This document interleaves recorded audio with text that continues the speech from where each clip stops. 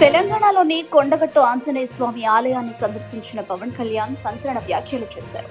హిందూ ధర్మ పరిరక్షణ అనేది ముస్లింలకు గాని క్రిస్టియన్లకు గాని వ్యతిరేకం కాదని స్పష్టం చేశారు. అన్ని మతాల సారం ఒక్కటేనని, అన్ని మతాలు గౌరవించబడాలనే అభిప్రాయాన్ని వెల్లడించారు. టీటీడీ నిధులతో కొండగట్టు ఆలయ అభివృద్ధి పనులు ప్రారంభమవడం ఆనందకరమని పేర్కొన్న పవన్, తెలంగాణ సమాజం తన రాజకీయ ప్రయాణానికి ధైర్యం ఇచ్చిందని అన్నారు.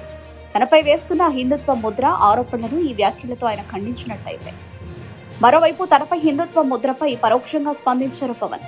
హిందూ వాదాన్ని బలపరచడం అంటే ముస్లింలకు వ్యతిరేకం కాదని, క్రిస్టియన్లకు వ్యతిరేకం కాదని, ఇతర మతాలకు వ్యతిరేకం కాదని తేల్చి చెప్పారు పవన్ కళ్యాణ్.